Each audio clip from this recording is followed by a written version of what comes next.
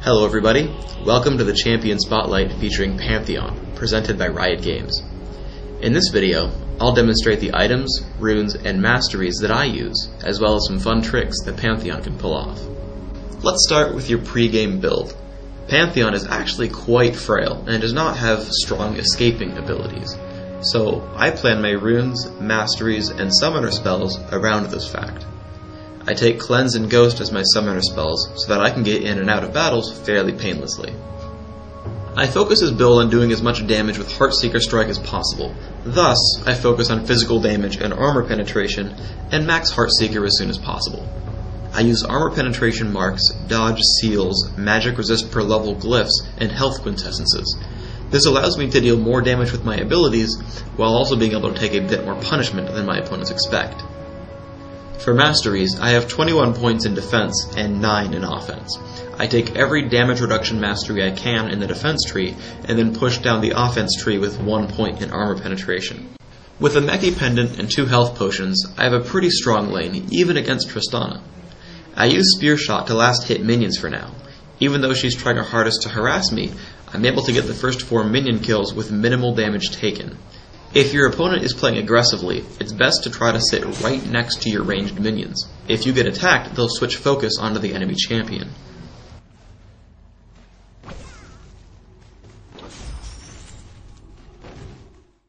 At level 3, I've learned all of my abilities, and I'm able to start harassing my opponent.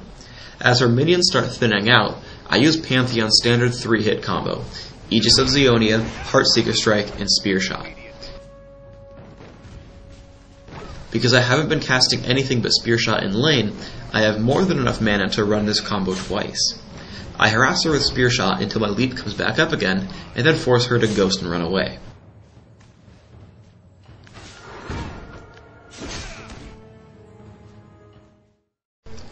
I grab Chalice of Harmony and Mercury Treads with the interest of remaining durable. I cast my ultimate against Anivia, who isn't likely to move because she's defending her turret. My combo of spells not only gets Anivia very low, but also charges my passive shield twice, allowing me to tank the turret quite effectively. I disengage to let Singed finish her off.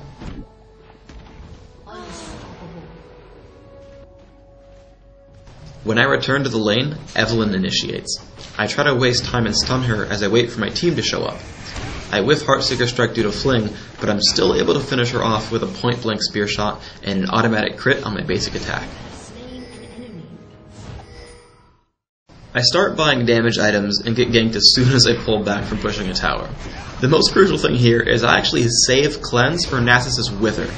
Dark Binding naturally timed out by the time the other champions showed up, so cleansing it would have been fairly useless.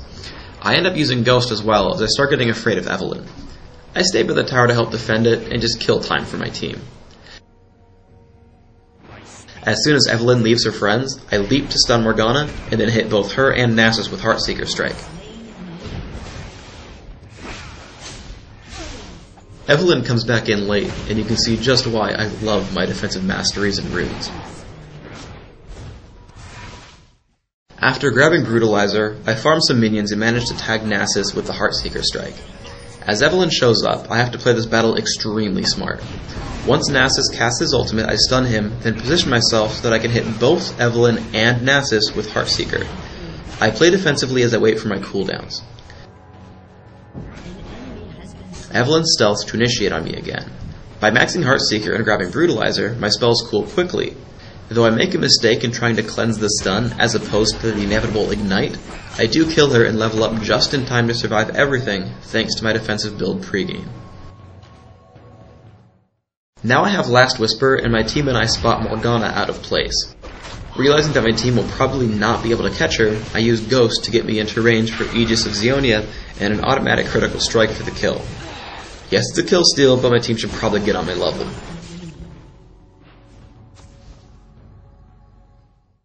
Now I've gotten an Elixir of Fortitude. As we saw earlier with Anivia, Pantheon is an extremely potent tower diver. I barely catch up to Tristana and follow up with my standard Aegis Heartseeker combo. I do so much damage now that I can kill someone from over 700 health instantly. One of the best traits of Pantheon's Leap is that I get an automatic shield to block one of those tower shots every time. I purchase Phage on my way to Frozen Mallet. As I'm about to fight Tristana in mid, Evelynn comes for me again. I cleanse at the wrong time again, but now my damage is so high that combining Aegis into Heartseeker gets her extremely low. The shield I get from my bash blocks one attack, and the spear shot I throw at the very end blocks another. She gets dropped by an automatic crit again, and I survive with 6 health. The defense talents were extremely useful, but the real hero here is the Elixir of Fortitude that I drank during the Tristana kill. This is the final, most intricate battle. If you're gonna take notes, do it here. I keep myself behind the tank, and when Evelynn wakes up unsinged, I blow her up with Aegis Heartseeker, also damaging Morgana severely. However, I can't chase down Morgana just yet, as my important spells are on cooldown now. I see an opening on Nasus and dive right into crit into death as well. Now their team doesn't have enough damage to actually kill me, so I'm free to dive on Anivia. I could have ghosted after her once she flashed, but they surrender anyway.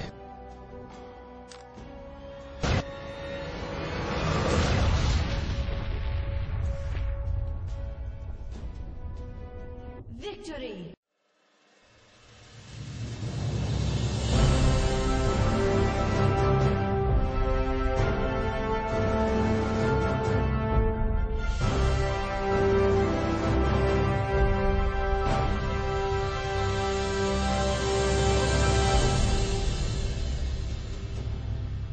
Thanks for tuning in to the Pantheon Spotlight.